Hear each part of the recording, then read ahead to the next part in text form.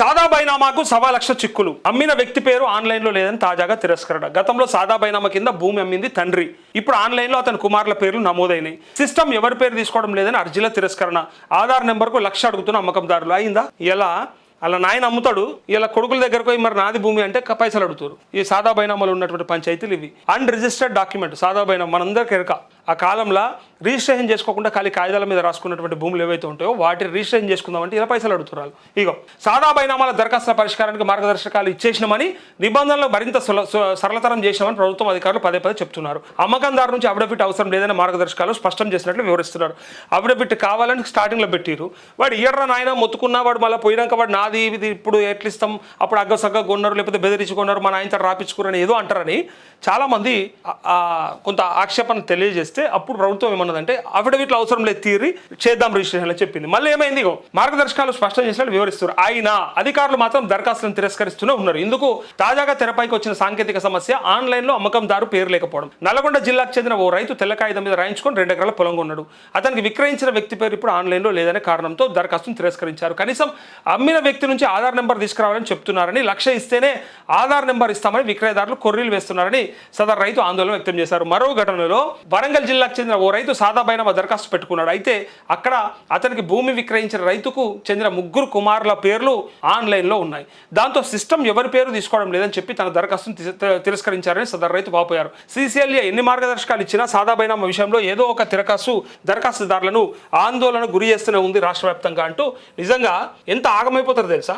పేరు ఉన్నదేనా వచ్చేదేనా ఇగో, కానీ డాక్యుమెంట్ దేవాలనాయ వాడు ఎవడ ఇయ్యడాయ. సాదా బైనామాలది మస్తు ఉంటుంది పంచాయతీ.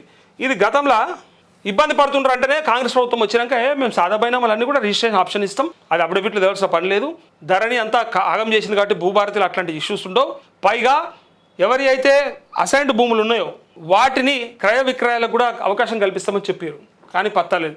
సుమారు 9 లక్షల దరఖాస్తులు పెండింగ్లో ఉన్నాయి. నోటీసు జారీ చేసిన 30 రోజుల్లో వీటన్నిటిని క్లియర్ చేయాలని స్పష్టమైన ఆదేశాలు ఇచ్చారు. కానీ నోటీసు దశలోనే కొర్రీలు వేసి తిరస్కరిస్తున్నారని దరఖాస్తుదారులు వాపోతున్నారు. కొనుగోలుదారు, అమ్మకందారు 2 అఫిడవిట్లు అవసరమని గతంలో మార్గదర్శకాలు ఇచ్చారు. సమస్య జటిలమవడంతో కొనుగోలుదారు ఒక్కరే అఫిడవిట్ ఇస్తే చాలని ప్రభుత్వం స్పష్టం చేసింది. కానీ ఇప్పుడు భూమి అమ్మిన యజమాని పేరు ఆన్లైన్లో లేదనే సాకుతో దరఖాస్తులను తిరస్కరిస్తున్నారని ఫిర్యాదులు అధికంగా ఉన్నాయి. నిజానికి గతంలో ఓ వ్యక్తి సాదా బైనామాపై మరో వ్యక్తికి భూమి అమ్మాడు. ఆ తర్వాత కొంతకాలానికి అతని పిల్లల పేర్లు ఆన్లైన్లో చేరాయి. ఇప్పుడు సాదా బైనామాకు ఆ పిల్లలు అంగీకరించడం లేదు. వాళ్ళు ఎట్లా యాక్సెప్ట్ చేస్తారా?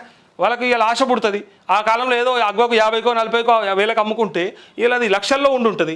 సో వాళ్ళని అడిగితే వాళ్ళు ఎట్లయినా వెనకపోతారు వాళ్ళు. అలాగే గతంలో అమ్మిన వ్యక్తుల పేర్లు ఆన్లైన్లో ఉంటే పాస్ పుస్తకం రద్దు అవుతుందనే భయంతో పేర్లు నమోదు చేయించుకోలేదు. కొనుగోలు చేసిన వ్యక్తికి ఇప్పుడు అదే అడ్డంకగా మారింది. 13B జనరేట్ కావాలంటే తప్పనిసరిగా ఆన్లైన్లో అమ్మిన వ్యక్తి వివరాలు నమోదు చేయాలి. 13B ఉంటేనే కొనుగోలు చేసిన వ్యక్తికి ఆ భూమిపై చట్టబద్ధమైన హక్కు లభిస్తుంది. దాన్ని జారీ చేసిన తర్వాతే పట్టదారు పాస్ పుస్తకం ఇస్తారు. ప్రభుత్వ పథకాలు, బ్యాంకు రుణాలు తీసుకోవాలన్నా ఇది తప్పనిసరి. ఇప్పుడు అమ్మకందారు నుంచి ఆమోదం తీసుకురాలేకపోతే ఆ దరఖాస్తును వెంటనే తిరస్కరిస్తున్నారని రైతులు ఆవేదన చెందుతున్నారు. అయితే తెలంగాణలో సరే మొత్తానికైతే ఇక్కడ ఈ ఇష్యూ ఉంది. దరఖాస్తును తిరస్కరిస్తూ ఉన్నారు, ఇబ్బందులు పడుతూ ఉన్నారు రైతులంతా కూడా. సో వాళ్ళ భూములు వాళ్ళ చేతిలో ఉన్నట్టే, కానీ ఏదో అంటారు కదా, అన్నీ ఉన్నాయి కానీ తిందామంటే పల్లెం లేదన్నట్టు పాస్బుక్ లేదు. ఇలా అమ్ముకుందామంటే కుదరదా, ట్రాన్స్ఫర్ చేద్దామంటే కుదరదా. బతుకున్నప్పుడు ఏదైనా ఒకటి చేయకపోతే ఆయనకు ప్రాబ్లమ్ అయ్యి రేపు పొద్దుగా ఎటుపోతాయి ఇవన్నీ. ఈ బాధలలో ఉన్నారు. అందుకే ఒకసారి కుదిరితే అధికారులు ఒకసారి ఆలోచించి మరి ఎట్లాంటి కొర్రీలు లేకుండా మరి సాదా బైనామాలని డైరెక్ట్గా రిజిస్ట్రేషన్ చేసే అవకాశం అఫిడవిట్ లేకుండానే ఇస్తే కనుక 9 లక్షల మంది రైతులకు ఊరట. అది ఒక్కరికి కాదు, ఇద్దరికి కాదు. కాబట్టి ఆలోచించాలి.